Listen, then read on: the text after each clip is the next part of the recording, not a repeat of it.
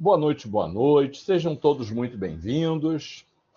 Estamos aqui no nosso encontro de 17 de outubro de 2025, como de praxe, uma sexta-feira, né? Queria fazer um momento avisos/combinações, tá? Vamos lá. Primeira questão é: semana passada me faltou energia e eu fiquei caindo até que eu não consegui mais voltar porque a energia não voltou. Ainda tentei entrar pelo celular, mas eu estava com pouquíssima bateria e não tinha como compartilhar também material. Enfim, a gente está com um conteúdo bem confortável, a gente vai ter pelo menos 2 aulas sobrando. Para o cumprimento do conteúdo e a quantidade de aulas, a gente tem pelo menos 2 aulas a mais do que temas para enfrentar. Então, tranquilo, assim, isso não me preocupa, né? O cumprimento do programa vai certamente estar extremamente em dia. Isso é uma questão. Outra questão é sobre o Teams. Deixa eu explicar. Nós vamos iniciar formalmente o uso do Teams na primeira semana de novembro. A gente ainda tem mais 2 semanas até. A gente tem mais 2 semanas até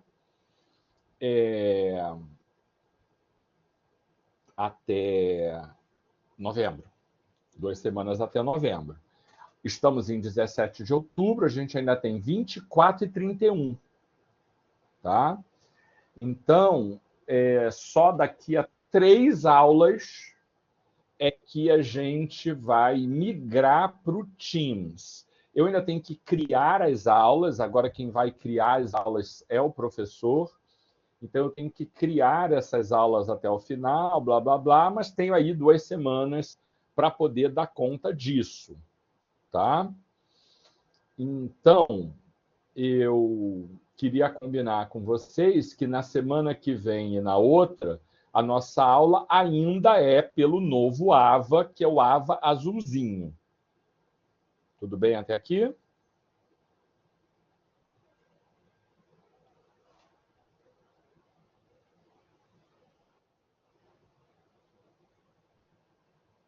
Outra coisa importante que eu quero acertar com vocês é que semana que vem, dia 24, na outra, dia 31.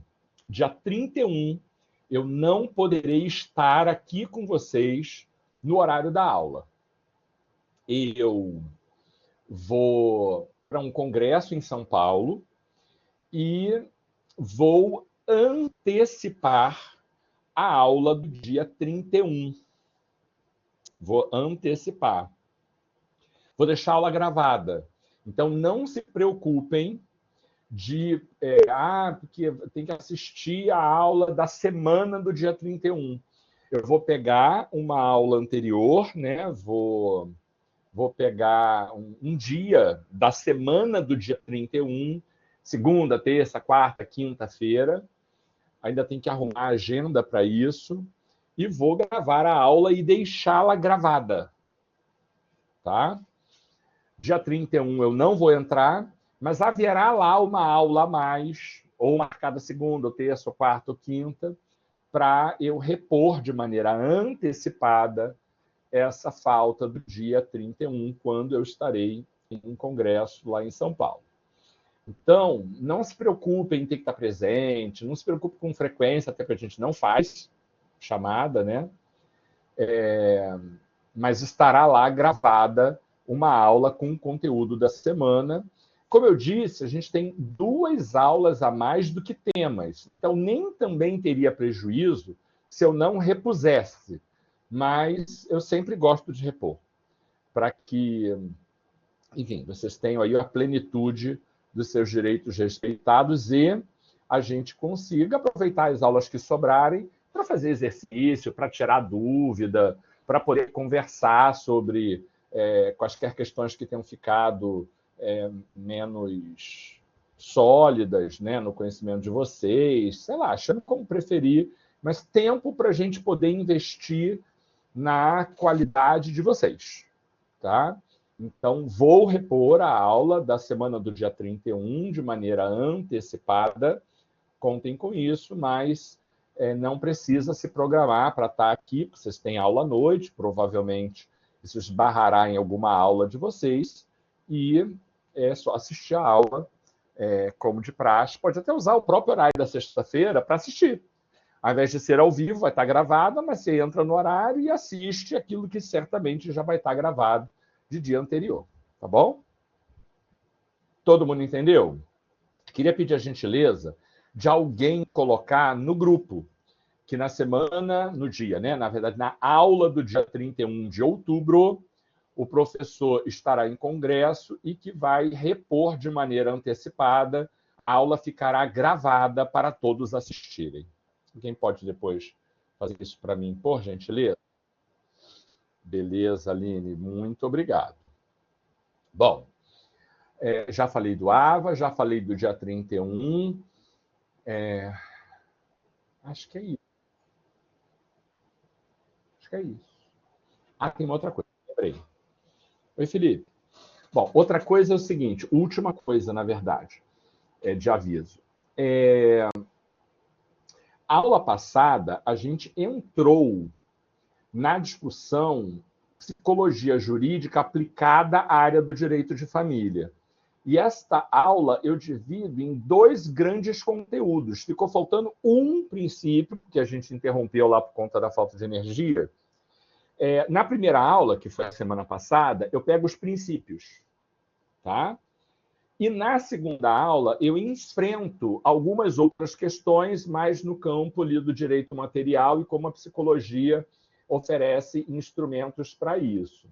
Então, um tema só, um tema, mas eu divido em 2 aulas e é um arquivo só também. Então, eu vou abrir já aqui o arquivo para vocês, mas tem os princípios que eu vi na aula passada. Eu parei no meio do penúltimo, faltava só mais um, e vai ter essa parte que vem depois, que eu vou ver hoje, naturalmente seria hoje, né, de manhã também, que nada aconteceu, a gente assim fez, eu divido em 2 aulas, e isso para dizer assim, professor, está faltando o arquivo da aula tal. Não está faltando arquivo, eu vou botar hoje para vocês, e vai ser um arquivo para essas 2 aulas. Esta aula de hoje, dia 31, perdoe, essa aula de hoje, dia 17, e a aula passada, dia 10 de outubro. Tá bom? Então, vai ser um arquivo para as 2 aulas. Todo mundo entendeu? Ficou alguma dúvida? Alguma questão de organização?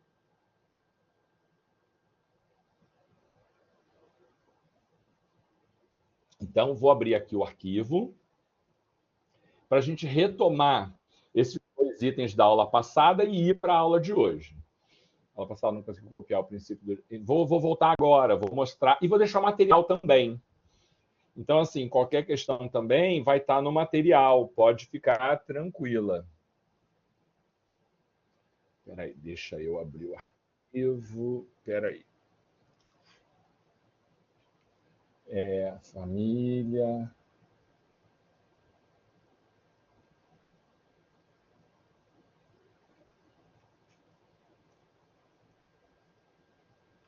Aqui.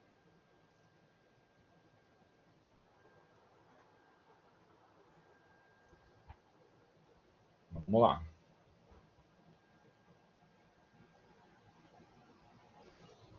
Não, é aqui que eu compartilho. Espera aí.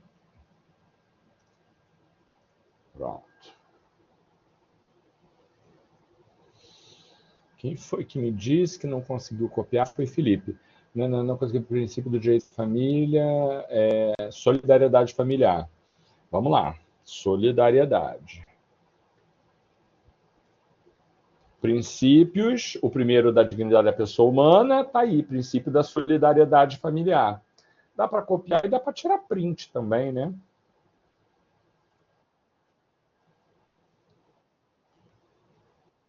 Pronto. Nada, querido. Aí a gente falou do princípio da pluralidade das entidades familiares. Eu falei que entidades familiares são muitos modelos diferentes, arranjos diferentes complexidades, tipos e tal, e aí vem uma classificação, né? Família de vários tipos, com vários nomes, matrimonial, monoparental, informal, homoafetiva. Coloco aí alguns como termo em desuso, porque a doutrina fala, mas os doutrinadores mais modernos dizem que essa expressão já não deve ser utilizada. Família anaparental, família pluriparental, ou reconstruída, ou mosaico, tanto faz, é tudo a mesma coisa. Família paralela, FG, tá certo. Paralela, extensa ou ampliada, tanto faz, mesma coisa. Eudemonista. Aí a gente viu o princípio da igualdade ou da isonomia entre os cônjuges e o princípio da igualdade ou da isonomia entre os filhos. Falamos do princípio do melhor interesse da criança e do adolescente, dissemos que esse princípio vem muito alinhado, sempre juntinho ali, com o princípio da proteção integral. Falamos do princípio da paternidade responsável.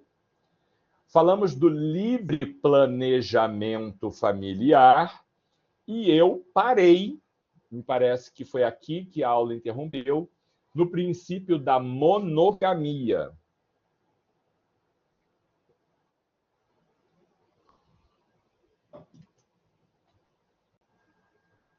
Princípio da monogamia, isso aí. Bora lá, Felipe. Bom, não me lembro o que eu cheguei a dizer, então eu vou retomar todo ele, tá? O princípio da monogamia é um princípio que está previsto lá no Código Civil, no artigo 1521, inciso 6. Ele fala das obrigações que decorrem do contrato de casamento. Esses princípios, que são também, de alguma forma, deveres, porque são deveres anexos desse contrato de casamento, são deveres no campo do direito subjetivo. Não sei se vocês lembram, quando estudaram lá a Introdução 1, ou Teoria Geral do Direito, o conceito de direito subjetivo, mas direito subjetivo é que você pode exercer, que você pode se valer, que você pode buscar a proteção do judiciário, se você quiser, mas também você pode abrir mão disso. Então, por exemplo, se alguém te vende uma comida estragada, você tem direito de ir ao mercado e fazer a troca. Você tem direito. O produto com vício, né, ele tem direito de ser trocado. Você tem um prazo para poder trocar, de 10 dias, mas é isso, você pode. Se você quiser deixar para lá, você deixa. Você tem direito a ser indenizada pela violação dos seus direitos da personalidade. Então, se alguém praticar calúnia, injúria, difamação contra você, você pode ajuizar a ação indenizatória de responsabilidade civil pela prática não só do ilícito penal, né, mas também do ilícito civil, violando os seus direitos da personalidade. Você tem todo o direito. Mas também, se você quer só dizer assim, vou deixar isso para lá, você pode. Então, o direito à monogamia, como dever anexo do contrato de casamento, é um direito subjetivo. A pessoa e os casais exercem esse direito se eles entenderem que querem exercer. E não é só a monogamia, vários outros, por exemplo, a coabitação. O casamento dá direito à coabitação. Mas se você entender que você fica muito melhor morando em casas diferentes, ok também. Não coabitar não significa violar o contrato de casamento. Portanto, que ambos, o princípio da isonomia entre os cônjuges ou companheiros, né? Portanto, que ambos estejam afinados nessa escolha. Portanto, que, enfim, seja escolha dois. Agora, se um quer coabitar e o outro não quer coabitar, aí eu tenho um problema, porque não se trata do exercício de um direito subjetivo. Se trata de um conflito, e o juiz resolve conflitos, e o juiz resolve com o que está na lei. É a orientação geral. Entende? Mas se ambos assim desejam, se ambos assim combinam, se eles se acertam nesse sentido, Super ok. Estamos violando um dever conjugal. Não. Vocês optaram por não exercer um direito subjetivo nesse sentido. Assim também é a monogamia. Dentro do tema monogamia, a gente tem modelos conjugais marcados pelos relacionamentos abertos. No relacionamento aberto, a monogamia é dispensada por ambos, sem nenhuma repercussão, porque se trata de um acordo. Outro arranjo ou outro modelo são os swings, que não deixa de ser uma abertura do casamento, mas num formato específico. O swing é uma flexibilização do princípio da monogamia, quando o par conjugal se relaciona junto com outras pessoas. Uma terceira discussão sobre isso, e eu acho que eu cheguei a tratar disso com vocês, é a questão das uniões poliafetivas. Trisais ou quadrisais, enfim, porque por isso é poli, não precisam ser 3, tá? É mais que 2. Mais que 2. Tinha até uma série na TV de um cara que tinha... Quantas mulheres? Esqueci, acho que 4, 5, não me lembro mais. Americanos, tá? Americanos, não se trata de direito brasileiro, ok, tudo bem. Mas ali também era um estranhamento, porque também a monogamia está presente, né, na sociedade americana. Então, esse relacionamento, né, que, enfim, tem uma questão religiosa ali por trás disso, não sei porque eu não assisto, mas sei que existe.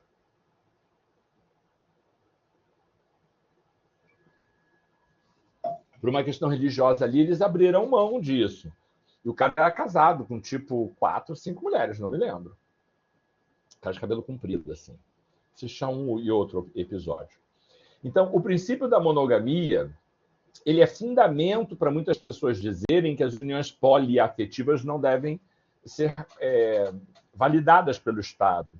Mas os adeptos das uniões poliafetivas, adeptos não, que parece que a pessoa tem que fazer união poliafetiva, aqueles que defendem a validade das uniões poliafetivas, sustentam que elas não violam a monogamia como princípio, porque a violação da monogamia significa manter concomitantemente 2 casamentos, ou 2 uniões estáveis, ou uma união estável com um casamento.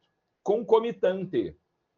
E isso não acontece na monogamia, porque se trata de apenas uma união entre 3 ou mais pessoas. Não há casamentos ou uniões estáveis concomitantes. Essa é a principal razão para aqueles que sustentam a validade jurídica da família poliafetiva, tentando afastar o argumento da violação do princípio da monogamia previsto no artigo 1521, inciso 6º do Código Civil. Tá bom? Claro que isso está muito próximo à fidelidade que está previsto no 1566, inciso 1, e comunhão plena de vida, que está prevista no artigo 1511, todos esses do Código Civil. Tá?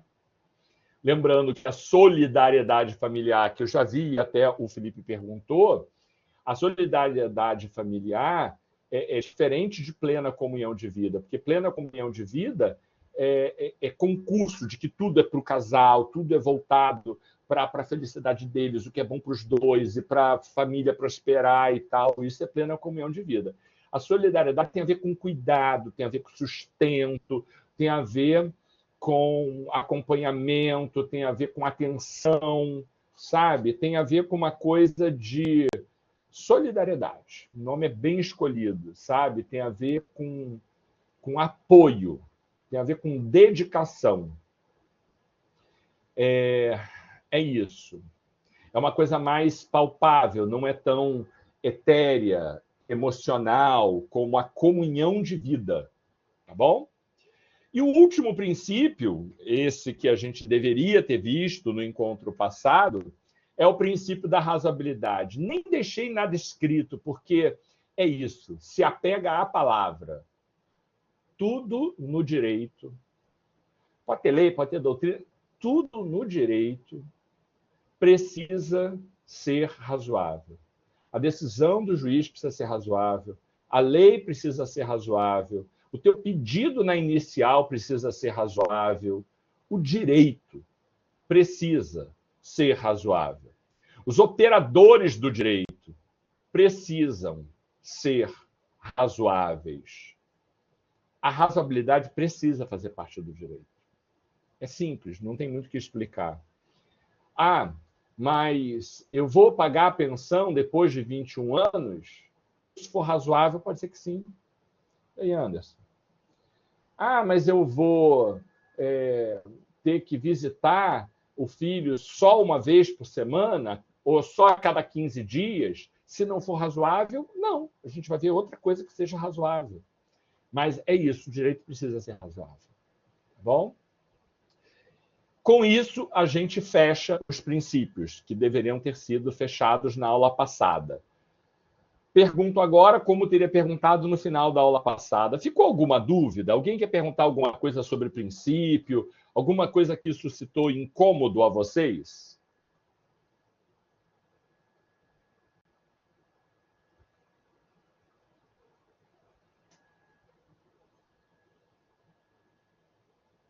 Não? Vou em frente, então. Entrando agora sim no conteúdo da aula de hoje, queria dizer o seguinte. No Código Civil de 1916, havia uma expressão lá em direito de família que era patriopoder.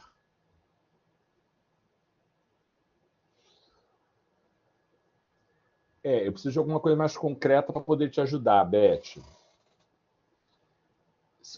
Primeira coisa, assistiu às aulas? Porque assim, eu vim explicando tudo e tal. Não pode acumular. Não entendeu é na hora. Professor, não entendi isso, me explica não sei o quê. Precisa ser mais proativa, Beth, para eu poder ir te ajudando. Porque depois de uma aula inteira dizer estou perdida, não sei nada, não tem muito como te ajudar. Agora, eu expliquei em princípio, você não entendeu? Levanta a pergunta, abre o microfone, atua ali, que aí a gente vai te ajudando e tudo bem, não tem problema.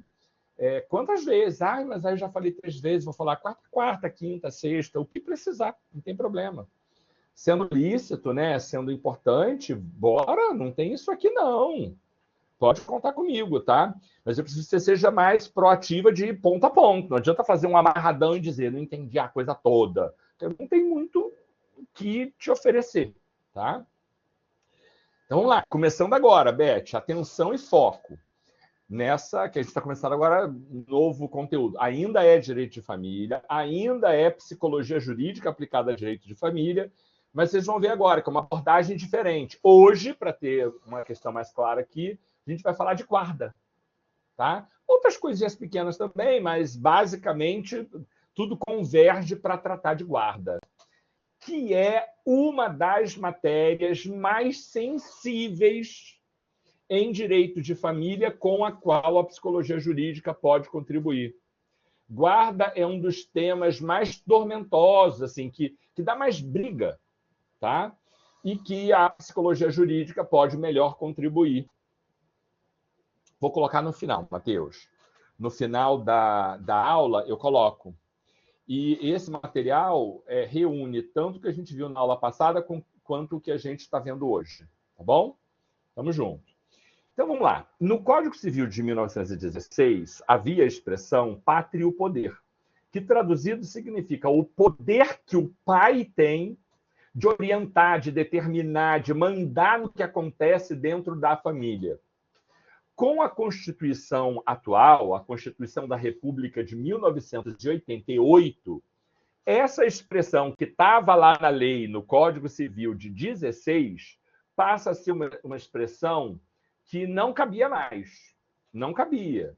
Porque se a Constituição de 88 fala que todos somos iguais perante a lei sem distinção de qualquer natureza, e a gente acabou de ver há pouco, a gente tem ali o princípio da isonomia, o princípio da igualdade, o princípio de que todos, sujeitos de direito, devemos ter o mesmo tratamento. dentro do ordenamento jurídico pátrio. Então, a ideia de que é o poder do pai de governar a família não estava boa, não funcionava, estava colidindo com a norma constitucional. Aí o novo código, veja que isso foi em 88, a crítica ficou sendo feita anos e anos e anos e anos.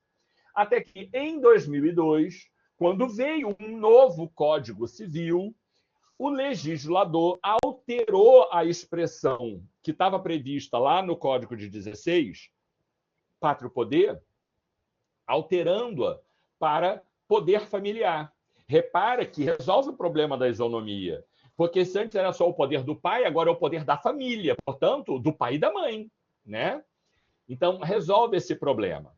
Mas a gente tem uma crítica doutrinária para essa expressão poder familiar. Bom, de qualquer forma, é ela que está na lei hoje. É ela que vocês encontram no Código Civil. É isso, em última instância, que vale. É a expressão que todo mundo usa. Porém, Maria Berenice Dias, que é uma autora fabulosa em direito de família, ex-ministra, durante muito tempo, né, presidente do Instituto Brasileiro de Direito de Família, uma pessoa, falei dela na aula passada, extremamente badalada em direito de família. Ela fala que a expressão poder sugere que pai e mãe podem coisas sobre os filhos, e isso colide com a ideia de melhor interesse da criança e do adolescente. Porque quando eu digo que o pai e a mãe têm um poder sobre os filhos, parece que é o que é bom para eles, o que eles querem, o que eles pensam, o que eles desejam que deve predominar, quando o que deve predominar é o melhor para a criança, o melhor para o adolescente. Então, ela vai recomendar que, melhor do que usar a expressão poder familiar, é usar a expressão responsabilidade parental. Porque aí eu tiro o foco do poder e coloco o foco na responsabilidade. E a palavra responsabilidade é muito melhor para traduzir a ideia do melhor interesse. Entenderam? Então, eu vou usar poder familiar porque é o que está na lei, mas saibam que essa expressão pode causar confusões, que ela pode suscitar um olhar deturpado do direito sobre o que esse poder familiar significa. Bom, poder familiar, está aí na última informação da tela, ele se aplica a quem ainda não alcançou a maioridade civil. Então, quem ainda tem 18 anos incompletos, ou seja, não fez o aniversário de 18 anos, esta pessoa, seja ela criança, seja ela adolescente, alguém, pai e mãe, mas pode ser só a mãe, pode ser só o pai, podem ser duas mães, podem ser dois pais, podem ser duas mães e dois pais, né? Porque a gente pode ter hoje, em virtude da chamada filiação socioafetiva, a gente pode ter um pai e uma mãe biológico no teu registro civil e ainda mais um pai afetivo ou uma mãe socioafetiva. Então, você pode ter no teu registro civil, na sua filiação, mais do que dois nomes, podendo chegar a 4. Podendo chegar a 4, tá? Então, esses aí, né, os pais, as mães, os responsáveis, até você completar 18 anos, possuem sobre você poder familiar, possuem sobre você responsabilidade parental. Repare que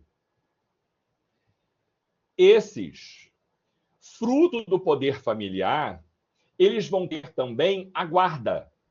Porém, se esse par, tá, de responsáveis, de pais, exercem a guarda na constância de um casamento, na constância de uma união estável, vocês não precisam discutir que guarda é essa que eles têm. Por quê? Quer falar, Matheus?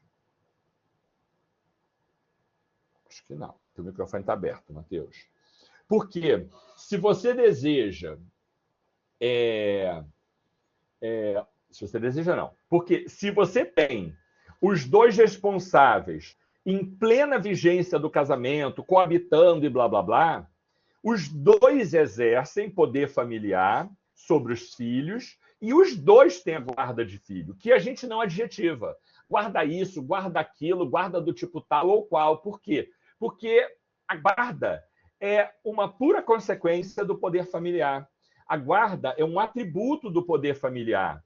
Então, em virtude da plenitude desse poder familiar, os dois têm também plenitude de atuação no sentido de decidirem e de atuarem para fazer por esses filhos o que for melhor para eles. Agora, quando este filho alcança a maioridade, quando ele completa 18 anos, ou já com 16, por exemplo, ele é emancipado, isso significa que este adolescente, agora adulto, porque alcançou os 18, ou este adolescente agora emancipado, ele tem plenas condições de cuidar da administração da sua vida civil. É isso que, de alguma maneira, representa o alcance da maioridade aos 18 anos. Isso significa dizer que esta pessoa pode se cuidar sozinha. Eu quero dizer com isso que, de acordo com a lei, ao alcançar a maioridade com 18 anos ou ao alcançar a emancipação antes disso, esses dois institutos fazem com que o poder familiar que pais e mães possuem sobre filhos, esse poder familiar se destitua, porque não há mais necessidade, só por isso. Ao alcançar a maioridade ou ao ser emancipado, este adolescente não terá mais, neste momento para frente, ninguém exercendo sobre ele o poder familiar. E, consequentemente, ninguém exerce mais sobre ele também nenhum poder de guarda. Ele pode ir para onde quiser, ele pode fazer o que quiser, não é bem assim, né? Porque tem um monte de coisa que a própria lei proíbe. Ele pode fazer escolhas. Ele pode decidir se ele quer casar, se ele não quer casar, isso e aquilo. Então, ele tem liberdade. Ele tem liberdade civil dentro dos limites da lei, é claro, para fazer aquilo que melhor lhe aprouver.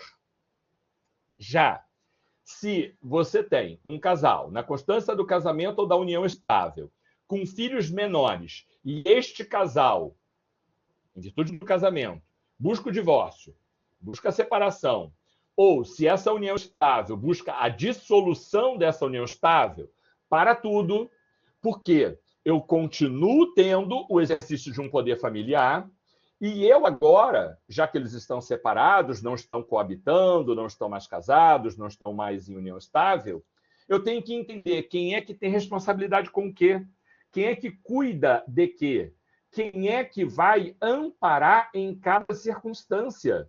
Em outras palavras, eu preciso entender, a partir dali, como é que fica. E aí é que a discussão de guarda se torna relevante no direito. Quando casais se divorciam ou separam, em virtude do casamento, ou dissolvem a união estável, em virtude do fim dessa união. E eles possuem filhos ainda menores, sejam eles crianças, sejam eles adolescentes. Aí, o próprio juiz, o Ministério Público, no exercício do seu poder de fiscalização, o juiz e o Ministério Público, e aí, meu filho, está se divorciando? Beleza. E cadê a questão da guarda? Você tem filho? Tem. Cadê a questão da guarda? Então, é importante que na petição inicial de divórcio, esse casal indique se tem filhos e se esses filhos são maiores ou menores. Se eles indicam que estão fazendo divórcio, que têm filhos e que os filhos são menores, pode ter certeza que o juiz vai te questionar sobre a questão da guarda desses filhos. Porque assim, cadê? Não estou vendo aqui. Você pode discutir tudo dentro de um mesmo processo ou pode separar os processos. Não vejo nem por que separar, porque fica mais caro, 2 processos para atuar, tudo mais complicado. Mas você pode. Agora, cadê a discussão sobre guarda? Porque eu estou vendo aqui que você tem filhos menores. Como é que vai ficar a guarda? Se vocês não falam, se vocês não tratam, se vocês não discutem, o juiz vai levantar essa questão. E sempre, se você tem a obrigação de fazer, mas se você não faz, o juiz provoca. Quer dizer, o juiz próprio, de ofício, cutuca o Ministério Público para dizer: Ministério Público, temos aqui um casal em divórcio que não está sendo discutida a guarda. E o Ministério Público, no exercício do seu dever de fiscalização, vai dizer: ô, fulano, estou aqui. Cadê a discussão de guarda dos teus filhos? A gente precisa tratar disso. Como é que vai ficar a guarda deles? Então, o que a gente conhece em direito como ação que discute guarda é, num contexto muito específico, é de casais que têm filhos em comum e que não estão na vigência do casamento ou da união estável. Aí a guarda precisa ser discutida. Se esses filhos são maiores, não tem que discutir guarda. Se esse casal não tem filhos, não tem guarda para discutir. Se este casal está morando junto, coabitando em plena constância de casamento e de união estável, não há guarda para discutir. Porque os dois exercem o poder familiar e os dois têm guarda que decorre desse poder. Como é isso? É igual. Os dois têm obrigação de tudo em igualdade de direitos e deveres. Não tem que discutir. Agora, vai divorciar? Eu tenho que saber como é que vai ficar. Quem é que tem dever de quem? Como é que vai ser isso? Quanto a isso, ficou alguma dúvida? Beth, ficou alguma dúvida sobre isso? Alguém? Ficou alguma dúvida? Fala aí, Sebastião. Tudo bem? Como é que eu posso te... Oi, professor. Aqui está dizendo, não sei se é pertinente agora ao assunto, talvez o senhor vá entrar agora. Alcançada a maioridade civil de 18 anos ou com a emancipação, cessa a responsabilidade com a guarda, mas não a responsabilidade com o filho. Qual a diferença da responsabilidade com a guarda para a responsabilidade com o filho? Lembra do princípio da solidariedade? Lembro. Lembra que ex-marido ou ex-mulher precisa ter que pagar pensão para o outro? Sim. Os dois são maiores. Então, eu não tenho a guarda da minha esposa, do meu marido, mas eu tenho responsabilidade com ele ou com ela. Entendi. Se eu tenho com o ex-cônjuge, dirá com o filho. Entendi, professor. Tanto que a gente paga pensão para filho maior de 18. A lógica é que alimentos vão cessar ali por volta do 21. Eu entendi. E se esse filho, Sebastião, é um filho incapaz, é um filho curatelado, eu vou cuidar dele a vida inteira. Ele já não é mais um filho menor. Eu não vou discutir a guarda dele, mas eu vou discutir a responsabilidade de sustentá-lo. Porque ele, mesmo sendo maior, não precisando de alguém que seja o seu guardião, mas ele precisa de sustento em virtude da curatela, da sua incapacidade. Entende? Entendo. E se o meu filho, que tem 27 anos, largar de trabalhar e estiver passando muitas dificuldades, por vontade dele, eu não tenho que manter pensão para botar o padrão de vida dele lá em cima. Mas cesta básica é muito provável que um juiz te mande dar. Porque mesmo todo errado, é filho. E sendo filho, você tem responsabilidade com ele. E nem é só com filho. Porque a responsabilidade, fruto daquele princípio lá da solidariedade, é entre todos os membros da entidade familiar. É porque a pessoa acha que o filho chegou aos 18, acabou, lavou as mãos, não quero nem mais saber de você. Não é bem assim. Tá certo. Beleza? Obrigado, professor. Tranquilo, querido. Oi, professor. Boa noite. Oi, querida. Tudo bom? Beleza. Então, eu queria saber se isso serve também para irmão. Também. Porque, vamos lá, quem tem que pagar pensão para irmão é pai e mãe, avô e avó, cônjuge. Mas o artigo 1694 do Código Civil vai falar que os alimentos são devidos entre parentes. Na prática, você não vê irmão pedindo pensão para irmão.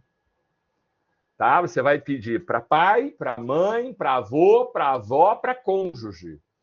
Mas, em nome da solidariedade, pode ser que você seja condenada. Mas aí lembra, Não é a pensão clássica de manter padrão de vida, manter a vida da pessoa super funcionando e blá, blá, blá.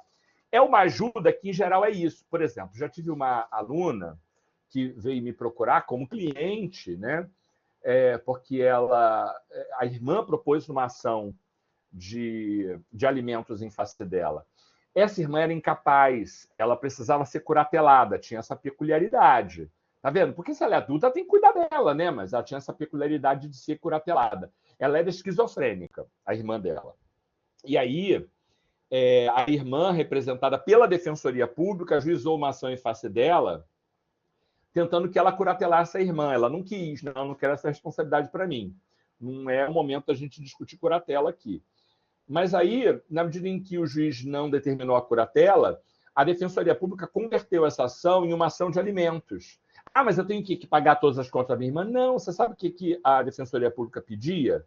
Que ela fornecesse produtos de limpeza para ela. O outro irmão, que eram 4 irmãos, eram 5, né? Quer dizer, ela tinha 4 irmãos. A pessoa com esquizofrenia tinha 4 irmãos vivos. Aí o outro dava uma cesta básica. O outro dava R$50 para auxiliar no pagamento da conta de luz. Então, os alimentos, eles têm uma outra cara, que é diferente de alimentos para filho, que você tem que pagar as despesas todas e tal. Entende, Elaine? É diferente. Tem mais a ver com essa ideia de solidariedade, mínimo existencial e tal, do que alimentos naquele olhar que tem para filho e para cônjuge, sabe? Mas sim, irmão, em tese, pode ser obrigado a pagar alguma coisa com natureza de alimentos em virtude de uma necessidade justificada, entendeu? Mas isso é comum? Não, é raríssimo. É raríssimo.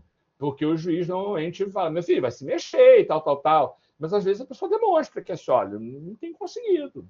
Tá? Entendi uma pessoa que me disse, ó, sou corretor de imóveis e há 2 anos eu só vendi um imóvel. Um imóvel em 2 anos. Vivendo uma situação de quase miséria. Quase miséria. Aí é o momento de parente ajudar em nome da solidariedade? É o momento de parente ajudar. E se ninguém ajudar na boa, pode entrar com uma ação que é possível que o juiz determine pequenos valores dessa natureza que tenham ali esse escopo de alimentos. Mas não é comum essa coisa de irmão entrar com ação em face de irmão, pagando alimentos para sustentar a vida toda e tal. Não, isso não é comum, não é recorrente na nossa jurisprudência. Entendi, tá, professor. Obrigada, tá?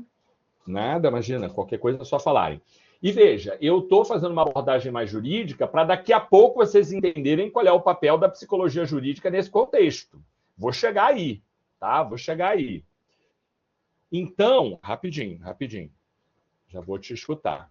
Então, repare que a guarda já teve na doutrina muitos nomes: guarda alternada, guarda nidal, guarda unilateral, guarda compartilhada, guarda de todo tipo. Bom, hoje, acabou essa história. A lei hoje, o Código Civil hoje, só prevê 2 tipos de guarda. A lei é claríssima no sentido de que ou a guarda é X ou a guarda é Y. E ela define, o próprio Código Civil define uma e outra. Hoje, a gente só tem 2 modelos. Ou a guarda é compartilhada, ou a guarda é unilateral. Os nomes são bem sugestivos. O que é uma guarda compartilhada? É uma guarda exercida conjuntamente entre os genitores. Eu estou falando 2 na maioria das vezes, mas já ficou claro que se você tiver um pai sócio-afetivo e tal, podem ser 3. Se você tem uma família monoparental, pode ser um só, né? Não tem 2 para dividir, é um só, porque eu só tenho mãe no meu registro civil, não tenho pai no meu registro civil, por exemplo. Então pode ser 1, podem ser 2, podem ser 3, podem ser 4. Quando eu falo os 2, é uma forma só de o padrão mais recorrente, né? Mas já entenderam que pode ser 1, podem ser 2, 3 ou 4. Então, a guarda compartilhada é a guarda que vai ser dividida pelos 2 genitores. E a guarda unilateral é aquela exercida por apenas um genitor. Bom, se um é o genitor guardião, ao outro cabe qual papel na hipótese de guarda unilateral? Um é o genitor guardião e o outro é o genitor visitante. ele não tem a guarda, mas ele tem direito de visitação. Essa é a lógica geral. Enquanto os dois, né, o par do casamento, os cônjuges, estão casados, ou enquanto os companheiros estão em plenitude de união estável, qual é o tipo de guarda que eles têm? Não tem adjetivo para isso. Porque, na verdade, a gente não fica falando que eles têm a guarda isso ou aquilo, a gente vai dizer que eles têm o poder familiar. Entenderam? Então, a guarda daqueles que estão em convivência ainda de casamento ou união estável, a guarda é fruto do poder familiar. Então, eu não vou dizer que eles têm uma guarda compartilhada ou que eles têm uma guarda unilateral. Eu vou dizer que os pais têm o poder familiar. E a guarda está embutida nisso. A gente só discute se a guarda é unilateral ou se a guarda é compartilhada, se houver divórcio, separação ou dissolução da união estável. Ou se esse par nunca nem casado foi. E este filho foi havido fora de uma união estável ou fora de um casamento. Aí sim eu vou discutir como é que fica a guarda e se essa guarda tem natureza unilateral ou se ela tem natureza compartilhada. Fechando o raciocínio, deixa eu voltar aqui e atender a Lésia Francisca. Diga aí. Boa noite, professor. Tudo bem? Eu tenho uma irmã, tudo bem, graças a Deus. Eu tenho uma irmã com 72 anos. Sim. Ela está com início de Alzheimer. Ela é aposentada. Sim. Mas, por enquanto, não é totalmente capaz, né? Sim. Somos 3 irmãs. Só que toda a responsabilidade da família, sempre eu fiquei na frente. Sim. Então, somos 3. Como proceder? Você tem que buscar, na medida em que ela não possa mais cuidar de si mesma, uma curatela. Foge um pouco do nosso tema, mas eu posso te ajudar. É só você me mandar uma mensagem que eu te ajudo. Pode ser lá pelo Instagram, nelsontavares.psicoterapeuta, manda um áudio que eu te respondo com áudio. Você precisa curatelar. As pessoas podem não querer curatelar. Não quero ser curador, não quero tal. Mas a lei prevê hipóteses para você não querer. Porque não é eu não quero. Se você não tiver dentro das hipóteses... Não, eu não estou fugindo da responsabilidade. Estou falando dos outros. Eu não estou fugindo. Desculpa. Eu não estou fugindo da falando dos seus responsabilidade, irmãos. mas eu gostaria que fosse dividida. Então, estou falando dos seus irmãos. Quando o juiz chama, Sim. não adianta alguém dizer eu não quero. Não é eu não quero, é você está em uma das hipóteses que você pode não querer. Porque se você não tiver, você tem que querer. E aí a gente pode compartilhar essa curatela. A curatela pode ser compartilhada. Sim. Se você tem plenas condições, o irmão D tem plenas condições, o irmão C tem plenas condições, os 3 vão curatelar juntos. Pode ser. Pode ser que um seja o curador e o outro tenha dever de pagar alimentos. Pode ser um monte de coisa. Por isso eu preciso entender algumas características para poder te ajudar melhor. E curatela foge um pouco aqui do nosso foco. Mas posso te ajudar. Só mandar mensagem que eu te ajudo. Sem nenhum problema. Tá bom, obrigada. Tamo junto. Obrigada. Só me chamar lá que eu te ajudo. Então, olha só. Ok. Marcele, a gente combinou no começo, vocês podem assistir, depois é só assistir. Tá? É só... Alguém botou até lá no grupo, me parece. Que pode assistir normal, que depois você vê aula gravada. Não tem problema, não faço chamada mesmo e tal, né? Fica tranquila. Bom, então, entenderam que a gente só discute guarda nesse contexto? Beth, ficou alguma dúvida, filha?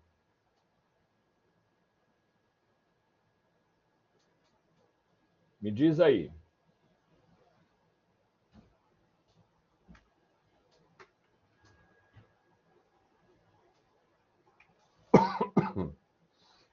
Me diz aí, Beth, se ficou alguma dúvida. Bom, os conceitos de guarda unilateral e de guarda compartilhada estão previstos lá no artigo 1583 do Código Civil. Você dá uma olhada lá no parágrafo, nos parágrafos do 1583, e você vai achar lá o conceito de guarda unilateral e de guarda compartilhada. Mas, como eu disse, a guarda compartilhada é um esforço conjunto dos 2 genitores para dividir a guarda, enquanto na guarda unilateral apenas um exerce e o outro funciona como um genitor visitante. O genitor visitante não tem a responsabilidade da guarda, mas ele tem o dever de fiscalização, de ficar de olho no genitor guardião, tá? E aí, eu vou começar a fazer agora a ponte entre o que eu estou dizendo e agora sim a psicologia jurídica, porque se você olha para o conceito de guarda unilateral, que pode ser chamada também de guarda exclusiva, guarda monoparental, e se você olhar o que é a guarda compartilhada, também chamada de guarda conjunta, que eu já disse, está bem descrita, bem definida no artigo 1584, lá nos parágrafos, preciso dizer para vocês que esse é o ambiente em que provavelmente a gente tem mais conflito familiar. Mais conflito familiar. É muito comum que pais, de maneira equivocada, mas é muito comum, utilizem os filhos, a presença dos filhos, a convivência com os filhos, o poder que exercem sobre eles, como massa de manobra, como fator de punição, como elemento de implicância ou vingança contra o outro genitor. Muitíssimo comum que certas pessoas usem os filhos para tentar se vingar. Houve uma traição, isso trouxe mágoas, e essa pessoa magoada quer fazer o outro sofrer. Houve um abandono, não quero mais estar casado contigo, eu quero divorciar. Como você quer divorciar? Isso eu quero, não quero mais estar contigo. E aí, se não vai ficar comigo, também não vai ficar com os teus filhos.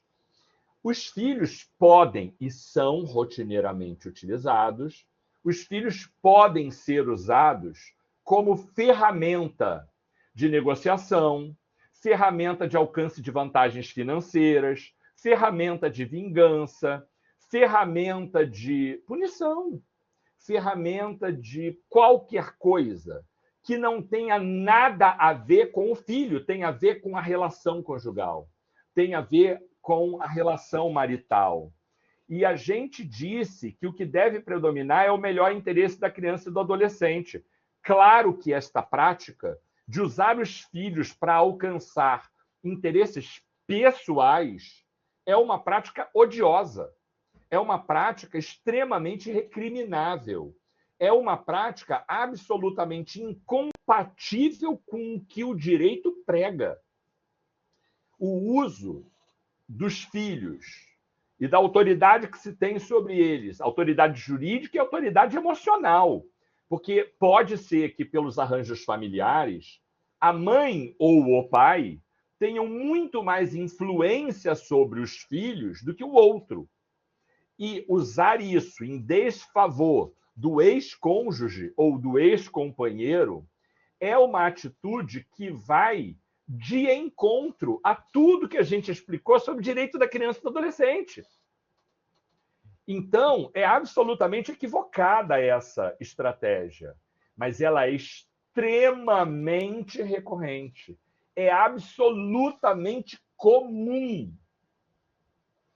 Ter o equilíbrio de buscar o que se deseja sem utilizar o outro como ferramenta exige um certo equilíbrio emocional, uma certa maturidade psicológica, uma certa experiência de vida, uma certa inteligência emocional que não é todo mundo que tem, independente da idade, porque eu já sinalizei para vocês que idade cronológica pode estar em plena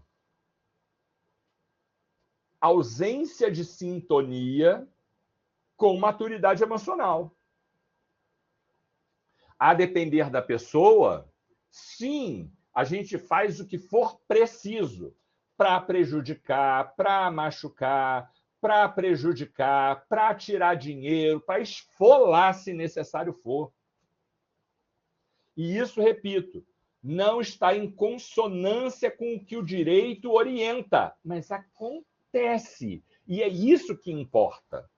Acontece. Como o juiz percebe se uma pessoa que acusa o outro de colocar em risco a integridade, a vida, a saúde ou a segurança de uma criança, como é que eu vou saber se esse genitor é um genitor diligente e atento, que está tomando conta do bem-estar e do interesse desse menor, ou se ele é um genitor em projeto de vingança. Muito sutil, muito difícil identificar essa diferença, muito subjetivas as motivações que orientam o comportamento dos envolvidos após a dissolução desse casamento. Isso significa dizer que o papel da equipe multidisciplinar, notadamente o papel do psicólogo que avalia e acompanha essa criança, mas não só ela, o adolescente e a própria família, os pais. Este profissional da área da psicologia que acompanha a criança ou adolescente, mas eventualmente todo o núcleo familiar, tem uma contribuição da maior relevância para que o juiz possa aplicar de maneira adequada o melhor interesse, para que ele possa decidir se a guarda será unilateral ou compartilhada, para ele entender se essa visita precisa ser acompanhada ou não acompanhada, para saber se é necessária alguma medida restritiva de aproximação desse genitor ou dessa genitora, dessa criança ou desse adolescente, para entender se essa criança ou se esse adolescente está em risco social, para entender se essa criança ou se esse adolescente está num ambiente doméstico sadio, e daí por diante. Olha a quantidade de exemplos que eu acabei de dar sobre como o comportamento e os arranjos familiares podem beneficiar ou prejudicar substancialmente vida, saúde, segurança e integridade de filhos menores.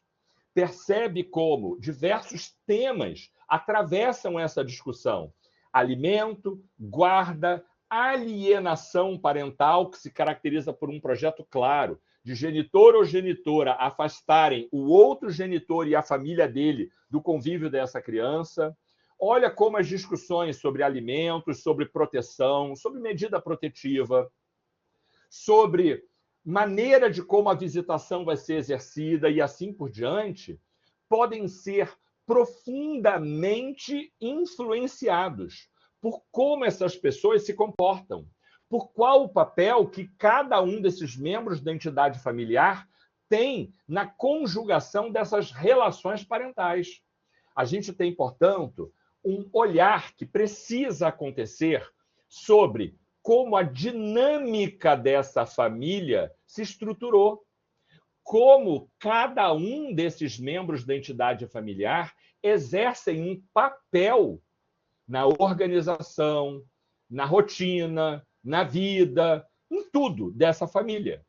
Então, eu estou dizendo para vocês que a psicologia jurídica tem um papel gigante, da maior relevância, em todas essas discussões de vara de família, mas principalmente na discussão da guarda. Porque quase todas essas discussões decorrem e têm como consequência a maneira como a guarda vai ser estabelecida. Então, guarda é tema central em vara de família após divórcio ou dissolução de união estável.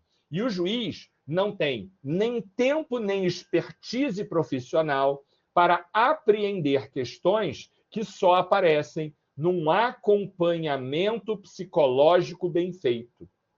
Diga aí, Elane, como é que eu posso te ajudar, filha? Oi, professor. O meu filho, ele tem guarda compartilhada. Tá. Aí a minha dúvida ainda assim, com a guarda compartilhada, 15 dias aqui e 15 dias lá, ele paga plano de saúde, paga a pensão da criança, que é R$600, que o juiz estipulou. Isso está certo? Uhum. Bom, não sei se está certo, mas isso é possível. Vamos lá. 3 coisas para eu te dizer. Primeira coisa, guarda compartilhada, tirem da cabeça de vocês de que guarda compartilhada significa que a criança ou adolescente vai ficar em igual tempo com os dois. Não tem nada a ver com isso. A guarda compartilhada não significa divisão de tempo com os genitores. Não significa. Pode ser que uma família tenha guarda compartilhada dos filhos e esse filho tenha residência fixa com a mãe ou com o pai, tanto faz, e visite o outro genitor a cada 15 dias. Finais de semana, sexta, sábado e domingo. Ou que fique com residência fixa na casa de um genitor e que seja visitada pelo outro todo sábado e domingo. Ou que tenha residência fixa na casa de um, segunda, quarta e sexta, e na casa do outro, terça, quinta e sábado, e que domingos alternados vai ficar hora com um, hora com outro. Gente, tudo isso pode, e nada disso caracteriza essencialmente se a guarda é compartilhada ou conjunta. Vou repetir. O que determina que a guarda é compartilhada é que os dois dividem a responsabilidade plena pela condução da vida da criança ou do adolescente e a responsabilidade por manter vida, saúde, segurança, integridade e bem-estar plenos dessa criança. Guarda unilateral. Essa obrigação incumbe a apenas um dos genitores e ao outro cabe o dever de visitar no período estabelecido e de fiscalizar a atuação do outro. Não disse em nenhum momento que guarda compartilhada tem a ver com divisão de tempo. Não disse em qualquer momento que guarda compartilhada tem a ver com divisão de despesa. Não falei nem uma coisa nem outra. Então, qual é a segunda informação que eu tenho para trazer? Guarda é uma coisa, alimentos é outra. Tira qualquer associação que você esteja fazendo na sua cabeça entre guarda e alimentos. Ah, minha guarda é compartilhada, então o alimento... Então, assim, então nada. Tira essa relação. Qualquer questão de alimentos vai ser definida a partir dos critérios que são fixados para discutir alimentos. E guarda tem a ver com divisão de responsabilidade do poder familiar ou não, só um exerce enquanto o outro visita. Isso é a discussão de guarda. Não associe que se a guarda é compartilhada, então, mas, espera aí, se fica comigo 3 dias da semana e contigo 3, eu já pago as despesas durante 3 dias e você 3 dias. Então, ninguém paga alimentos para ninguém. Não é assim. Porque pode ser que, apesar de estar ao mesmo tempo comigo e com o outro, a pessoa que resolve questões burocráticas sou eu, o pai. Então, quem é que vai matricular na escola? Eu. Quem é que aparece lá assinando o contrato? Eu. Quem é o responsável financeiro? Eu. Quem é que bota no inglês? Eu, porque o professor sou aquele que se preocupa com a educação dos filhos. A mãe é a administradora, então o pai é aquele que vai, por exemplo, tudo. Educação, esporte, judô, balé, não sei o quê. Então, a gente pode perfeitamente ter a divisão do tempo, a divisão dos gastos ao longo da semana, mas as obrigações do pagamento de plano de saúde, escola, curso de inglês, judô, está tudo nas costas de um. Então, ter a divisão do tempo não significa que não tem que pagar alimentos. Se um deles é sozinho o responsável financeiro e aquele que estabelece os contratos que vão ser pagos por... Entendeu? Então, o que eu estou te dizendo é que... Acho que foi o Luciano que perguntou, né? Não me lembro mais quem foi que perguntou. Foi eu, Elaine. Elaine. Então, Elaine, o que eu estou te dizendo é que alimentos não tem nada a ver com guarda. Porque, independente da guarda e da responsabilidade do tempo de permanência, pagamento de despesa pode não ter nada a ver com isso. Alimentos é para pagar despesa. É para garantir a sobrevivência com a plenitude da dignidade da pessoa humana, mantendo o padrão de vida. Entendeu? Então, se eu tenho uma guarda unilateral, significa que tudo fica nas costas de um de outro? Não.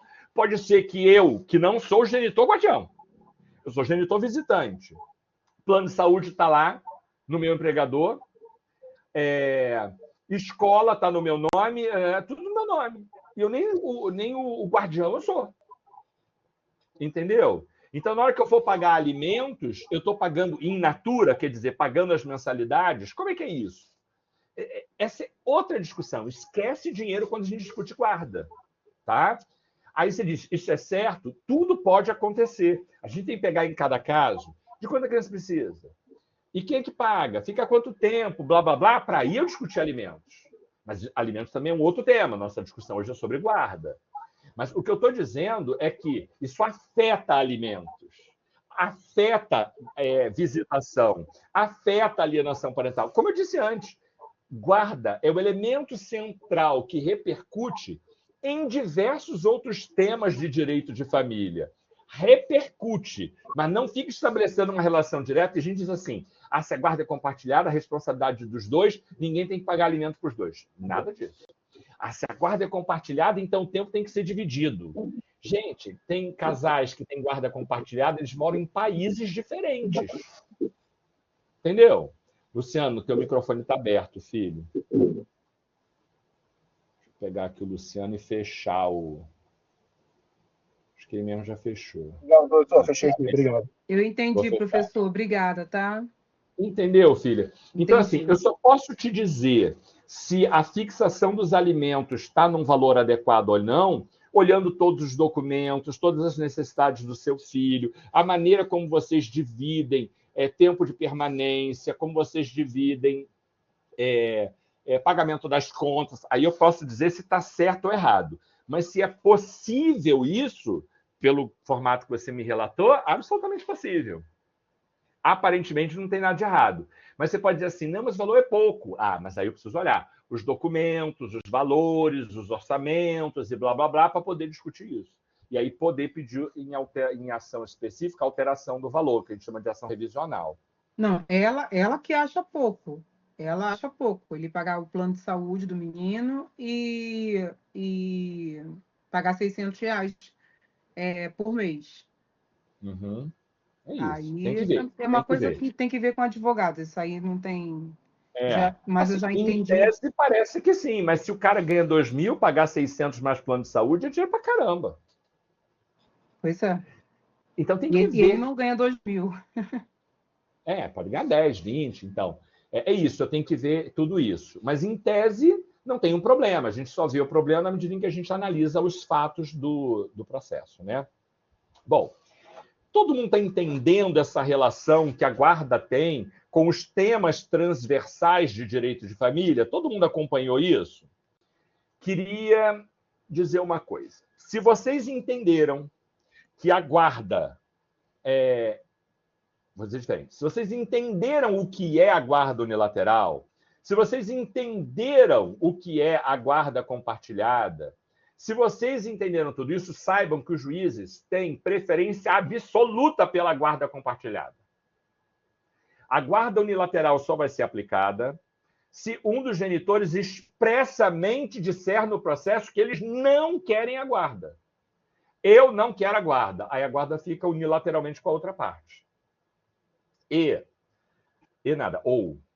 Ou, se a parte não disser, se o juiz identificar características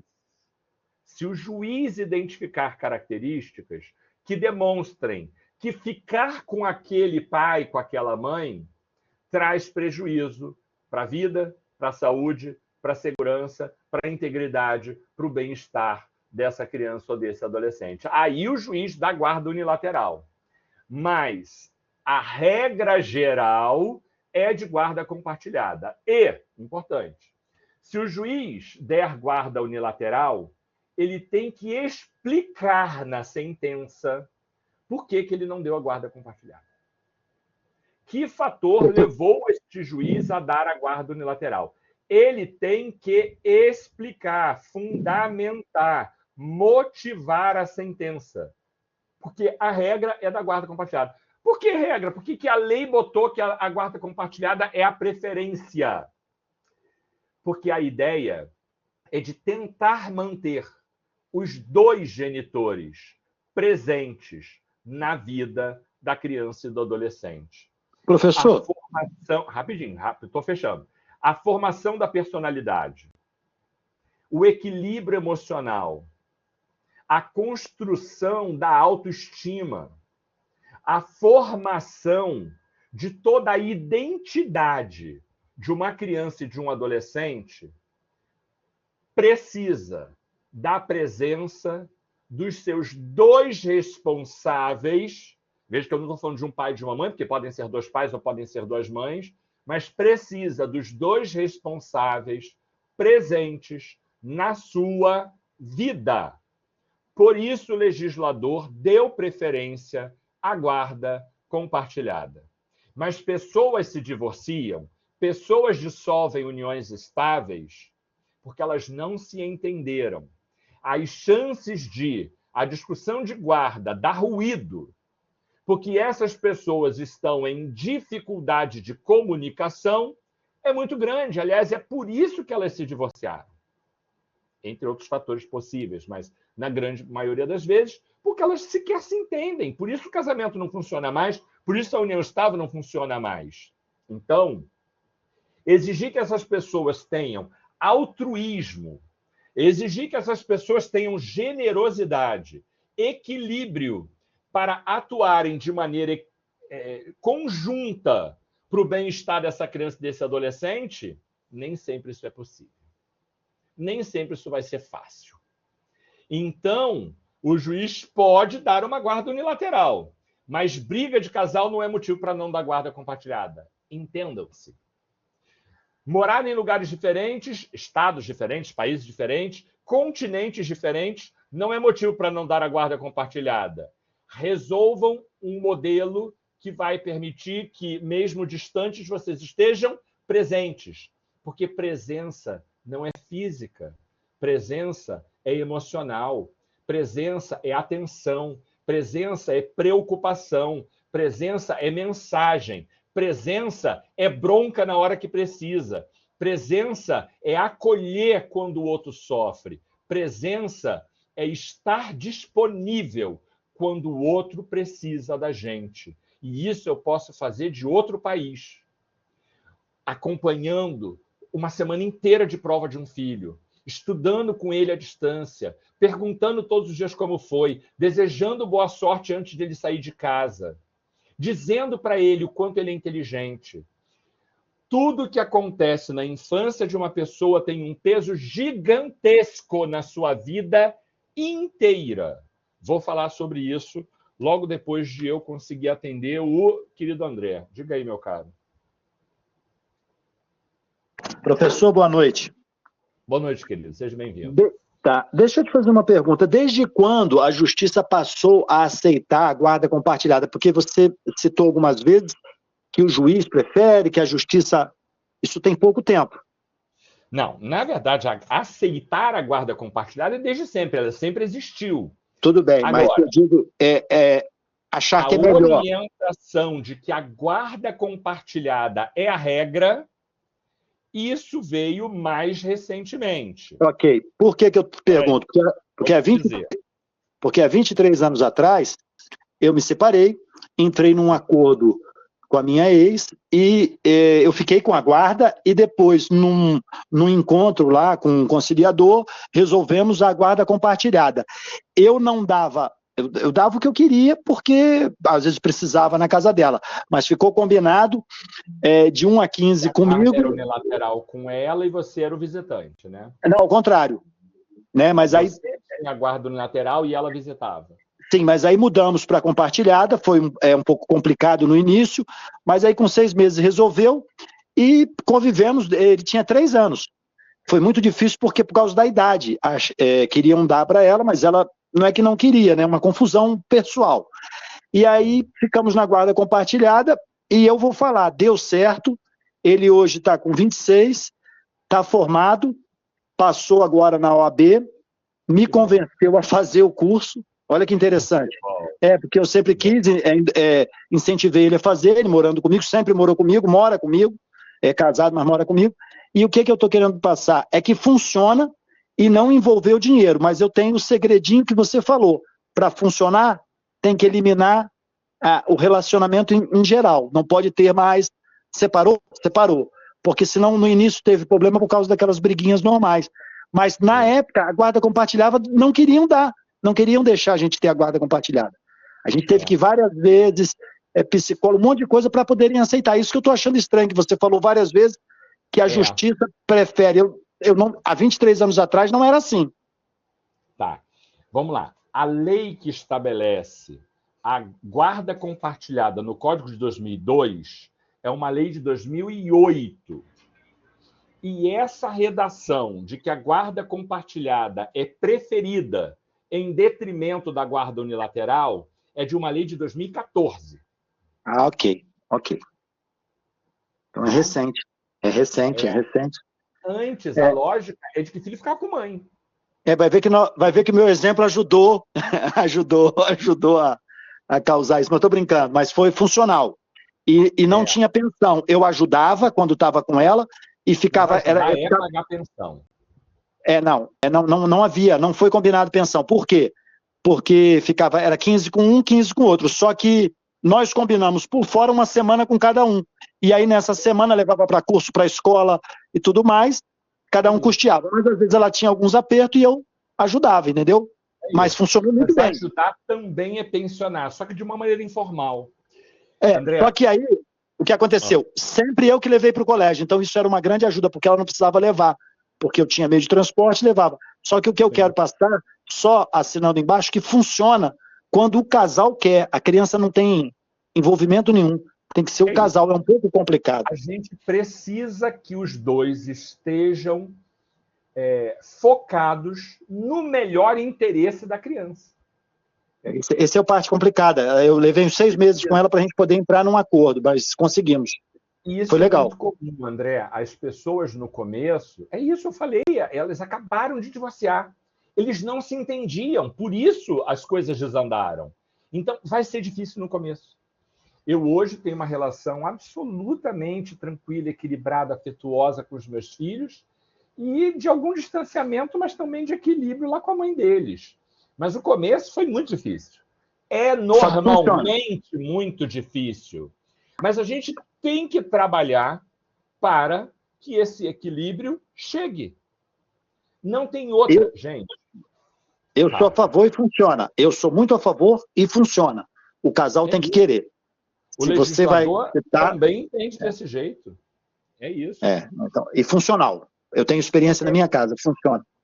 Perfeito. Porque reparem, gente, a repercussão de uma briga conjugal na vida de uma pessoa, a repercussão de uma família desequilibrada na vida de uma pessoa é inimaginável. Lembra daquela imagem do iceberg que eu trouxe na primeira aula, dizendo que a parte conhecida do iceberg é a menor e que ela é o consciente? Acho que a maior parte do iceberg está escondida embaixo da água e que ela é o inconsciente. A sua autoestima, o seu comportamento extrovertido ou introvertido, a sua maneira de se relacionar com as pessoas, a sua capacidade de lidar com as frustrações, a repercussão de um evento traumático, a maneira como você se coloca diante da vida, otimista ou pessimista. Tudo isso é fortemente influenciado pelo que você viveu na infância e pela maneira como esses genitores agiram diante dessa criança e desse adolescente. Conheço pessoas extremamente dependentes emocionais do outro, que têm uma necessidade de se colocarem como boazinhas, como disponíveis, como quem não causa problema, como quem está sempre rindo. São pessoas que riem muito, não criam problema com ninguém, tudo está bom para elas. Isso transparece felicidade. Para muitas pessoas, nossa, como é positiva, como é alegre, como é feliz, como... Muitas vezes, pode ser que seja assim tudo isso, mas pode ser também que seja uma manifestação de dependência emocional, de uma pessoa ferida na infância, que tem a necessidade de agradar a todo mundo, porque lá na infância as brigas eram tão grandes que ela não queria ser mais um motivo de briga.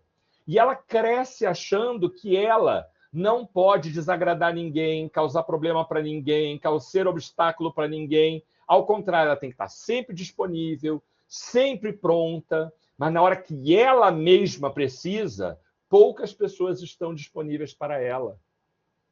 O peso que esta pessoa carrega por ser desse jeito é muito grande.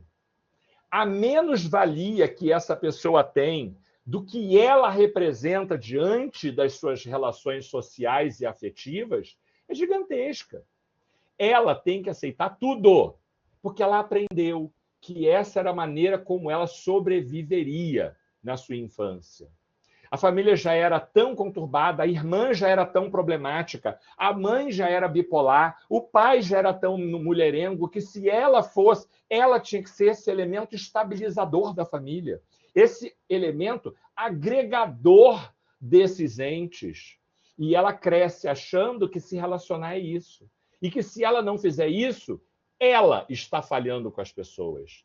Ela está sendo ruim. Ela está sendo perversa. Estou dando um exemplo, gente, para mostrar o quanto aquilo que eu vivi no seio dessa relação do meu pai com a minha mãe e da maneira como eles lidavam comigo, dos papéis que cada um exercia dentro dessa estrutura familiar, isso pode determinar a maneira como eu sou.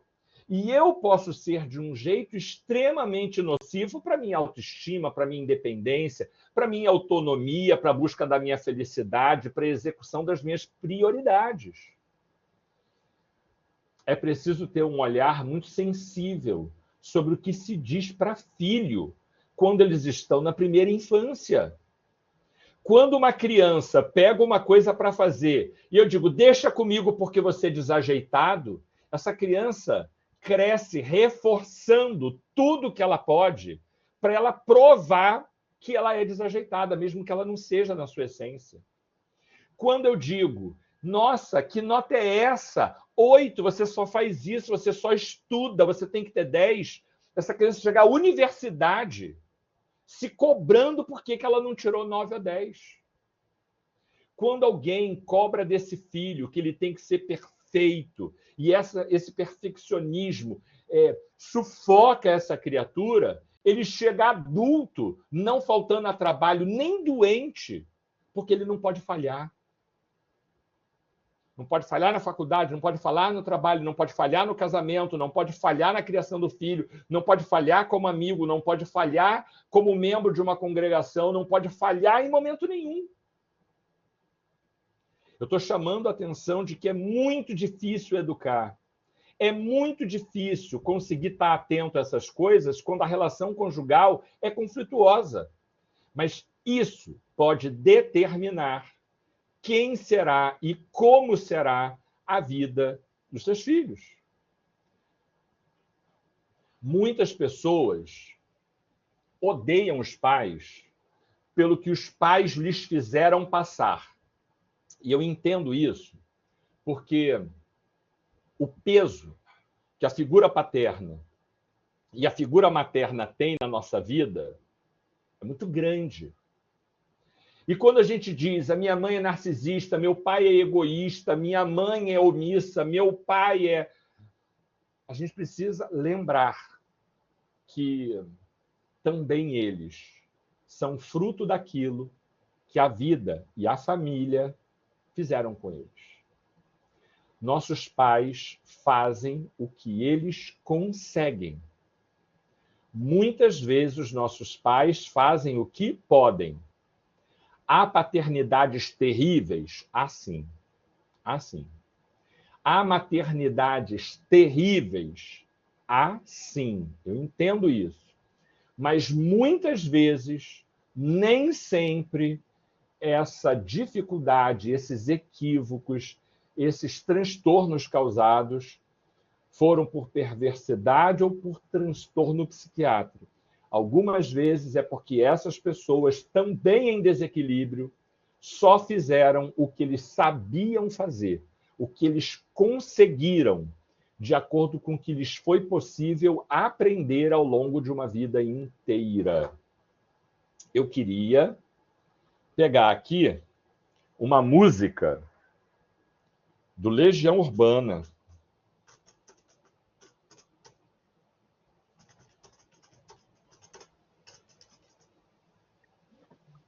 Pais e filhos, professor? Vou ler.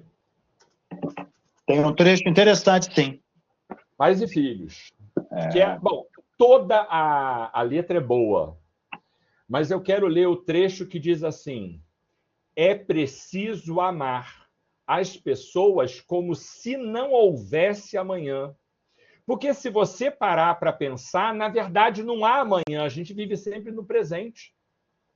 E eu entendo a força dessa estrofe, mas a gente também precisa lembrar que quem ama muito também complica. Mães não permitem que filhos saibam fazer nada, porque sempre fizeram tudo na frente dos filhos. Correram e fizeram no lugar deles.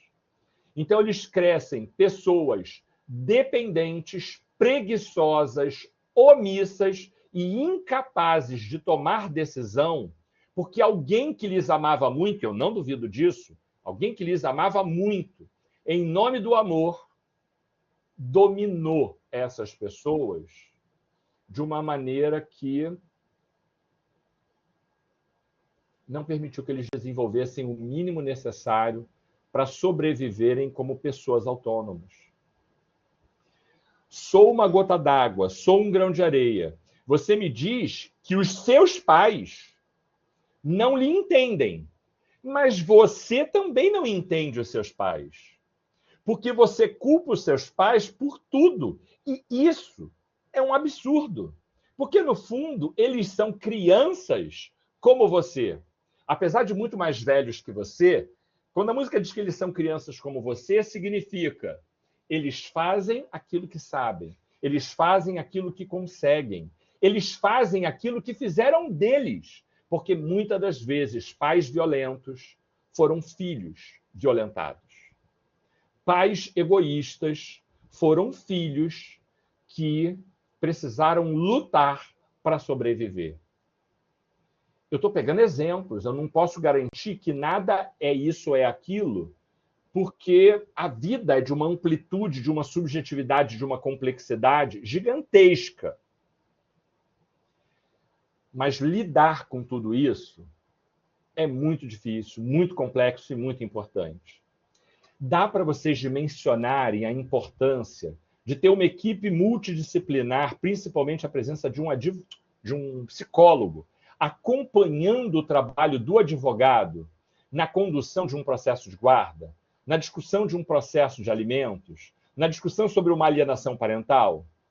Entendem como a guarda, que é o elemento central de todas essas grandes questões correlatas, pode transformar a vida e o destino de uma pessoa? Isso é muito importante. Gente, preciso dizer para vocês, uma terapia bem conduzida pode mudar a vida de uma pessoa. Uma terapia bem feita pode transformar o seu futuro.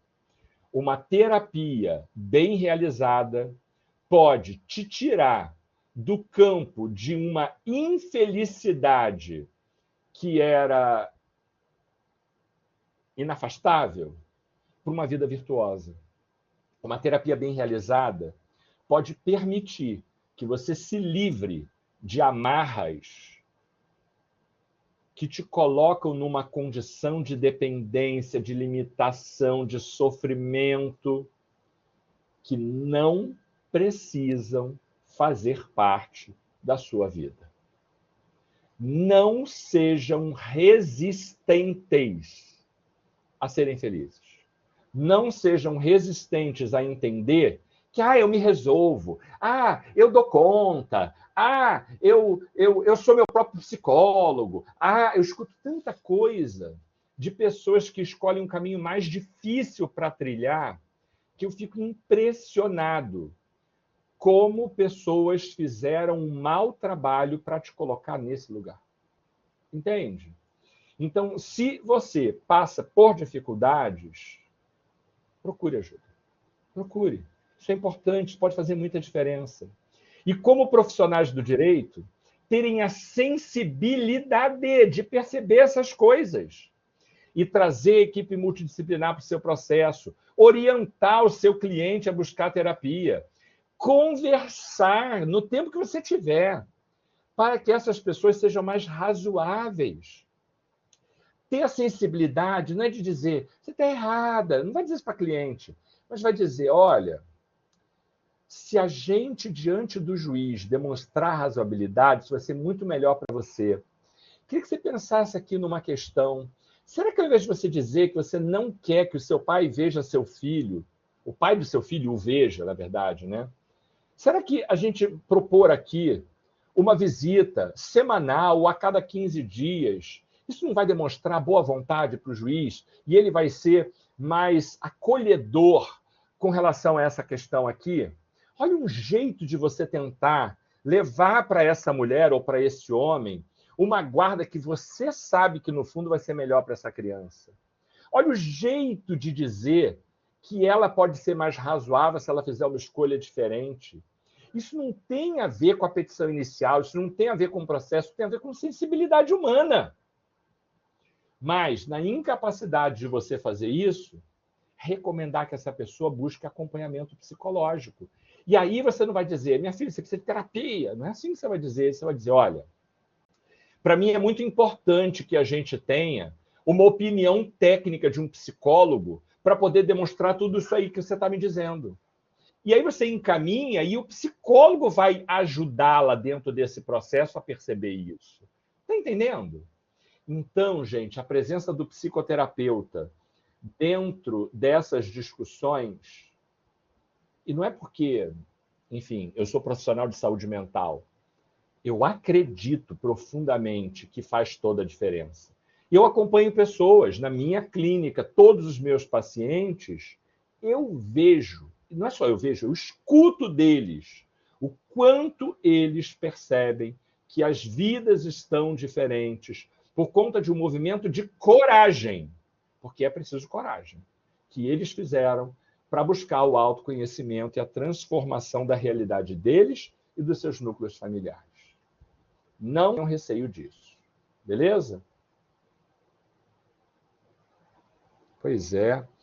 Alexandra, eu vejo muita gente dizendo isso. Eu me resolvo, eu dou conta. Eu sempre me virei, blá, blá, blá. Mas sempre se virou, né? Sabe Deus como. E Marcelo, não entendi. Está falando como? Estou falando sem parar a 1h45.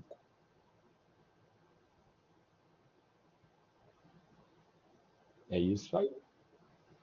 Também as partes fazem isso, é verdade. Culpa o pai por tudo e tal, é verdade. Ah, tá. Gente, queria dizer para vocês que discussões sobre guarda têm uma interlocução indispensável com a equipe multidisciplinar, principalmente com o trabalho dos psicólogos, tá? Assistente social também, mas é o profissional psicoterapeuta quem vai aprofundar os meandros daquilo que pode ser trabalhado para que o arranjo da guarda funcione, para que o acordo entre os pais funcione e assim por diante. Tá bom? Eu tenho escutado isso, Eric. Já disse para vocês, eu sempre defendi que todo mundo precisa de terapia. Hoje eu penso diferente. Eu entendo hoje que todo mundo fica melhor com terapia. Todo mundo fica melhor com terapia. Mas nem todo mundo precisa. Se você está bem, bem mesmo. Eu me viro. Eu dou conta. Não sei o quê. Está bem, bem, bem, bem. Ok. Mas também se você está bem e os outros estão apontando coisas o tempo inteiro, avalia se o teu olhar está calibrado. Tá? Porque pode ser que não esteja.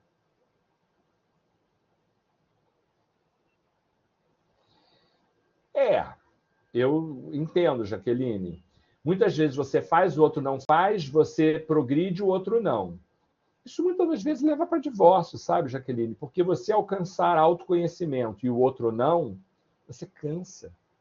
O outro se torna desinteressante, sabe? Mas a gente só é responsável pelo que a gente faz. A gente só consegue dar conta do que está com a gente. A gente não tem como dar conta do que é do outro. Eu nunca, nunca, nunca conseguirei mudar alguém se essa própria pessoa não quiser. Acreditem nisso. Ninguém muda o outro sem a vontade dele. Aliás, ninguém mudou outro ponto. Se o outro muda, não é porque você o mudou, é porque ele aceitou a influência que você gerou na vida dele e se adaptou a essa realidade, se tornando uma pessoa diferente. Diga aí, Jaque.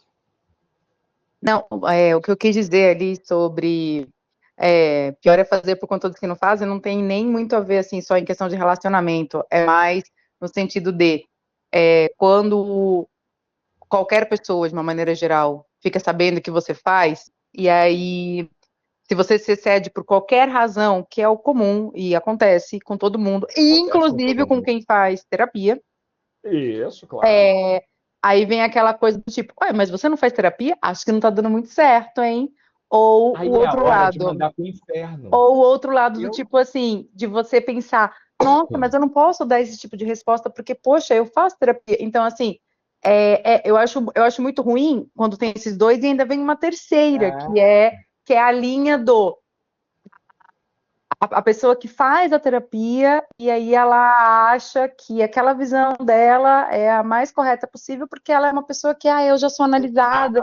Aí ela tá no topo de um grande pedestal e você fala, nossa, que inferno! Eu diria que nos 3 casos a terapia está em curso e ainda precisa ser muito trabalhada, porque nenhuma das 3 coisas precisam ser assim, né? Concordo contigo plenamente.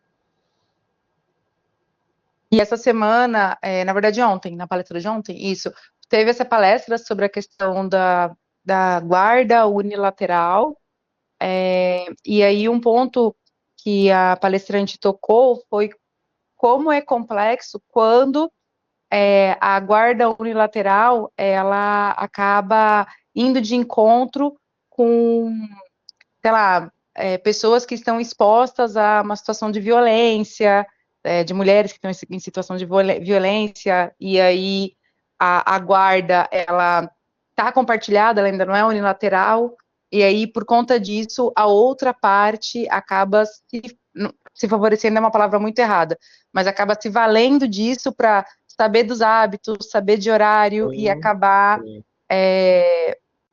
enfim, não só oprimindo o responsável, mas também a criança, porque aí fica tipo assim, aonde sua mãe foi? Ou aonde seu pai foi? O que estava fazendo? Com quem? E esse tipo de coisa. É um assunto que eu acho bem interessante. Você vê, eu com os meus filhos, toda vez que eu quero saber alguma coisa da mãe deles, eu pergunto para ela. Todas as vezes que eu quero, eu mando mensagem para ela. Eu não trato da mãe deles com eles, porque eles não podem se tornar intermediários. Eles não podem se sentir aflitos de ter que levar uma notícia do pai para a mãe ou vice-versa. Porque isso é um peso emocional que cabe aos adultos. Então, tudo que eu tenho para resolver, para discutir, para dizer, para saber dela, eu falo com ela. Por mensagem. Não gosto também de falar presencialmente, não. É tudo por mensagem. Mas eu faço desse jeito. E às vezes eu digo para os meus filhos, meu filho, olha, sua mãe tem tal característica. E eu não acho isso bom para você. Mas quando eu te digo isso, eu não estou dizendo isso no sentido de criticar a sua mãe, não, porque a sua mãe é maravilhosa, ela faz tudo que pode. Mas eu não acho que essa característica seja boa na sua vida por isso, por aquilo. Então, estou te pedindo para você trabalhar tal coisa. E não se prender a essa característica. Então, você entendeu, eu falo sempre, repito, discurso de mantra, né, de repetição. Você entendeu que a minha fala não é de crítica à sua mãe, eu estou dizendo, esta é uma característica dela e eu acho que você precisa trabalhar esse aspecto para que você não faça isso na sua vida. Ela, na vida dela, ela é ótima, ela é perfeita, ela faz o que pode, ela faz o que dá, mas na sua vida, eu, como seu pai, como seu educador, seu orientador, eu entendo que isso aqui não está bom, você pode fazer diferente. A sua mãe pode dizer que é bom porque ela pensa diferente. A sua mãe vai dizer A, eu vou dizer B, e você vai fazer aquilo que a sua consciência lhe traz como mais adequado. Tudo bem, meu filho hoje tem 18, né? Mas ainda precisa ser educado, porque pessoas são educadas a vida inteira. O nosso comportamento no trato social, familiar ou conjugal educa o outro a vida inteira. Não é porque fez 18 e tal que não precisa mais ser educado. Precisa, sim. Todos precisamos. Todos. Todo novo relacionamento, a maneira como eu vou agir, nananã, os embates vão educando as duas partes envolvidas. Tá?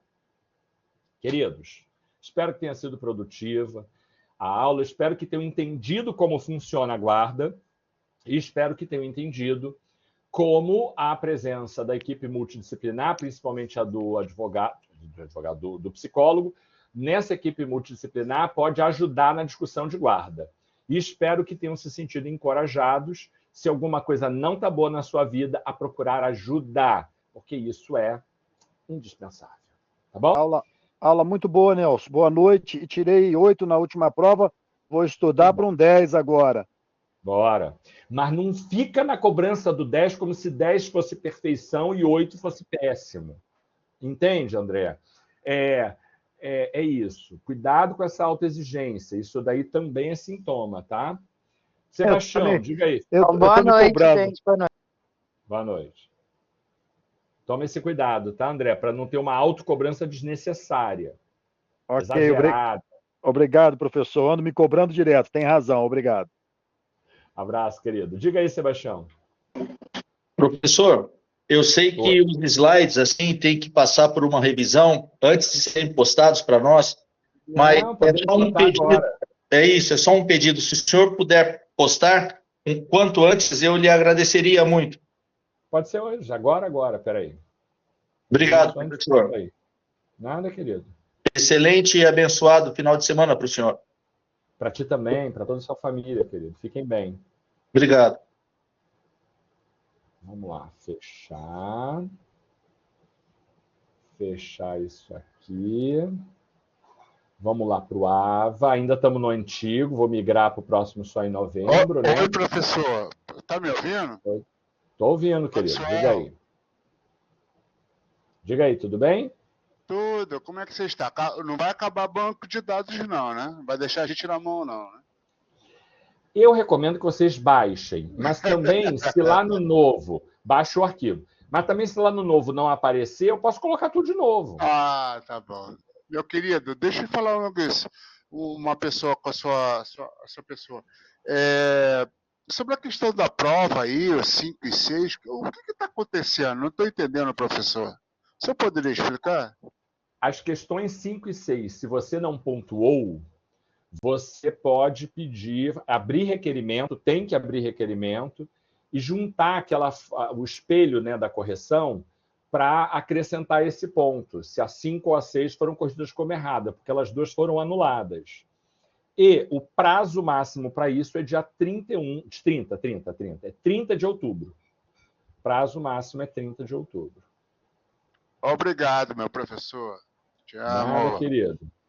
Abraço, fica com Deus. Vamos lá. Novo conteúdo. A aula de hoje teve como título Psicologia Jurídica, Direito de Família e Questões Gerais.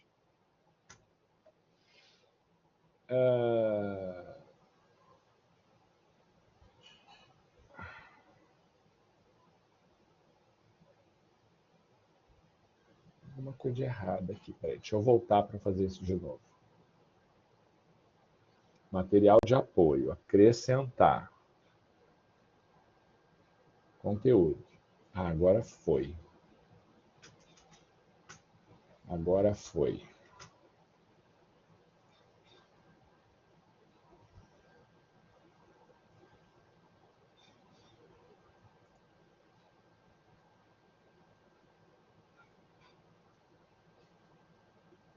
Espera aí.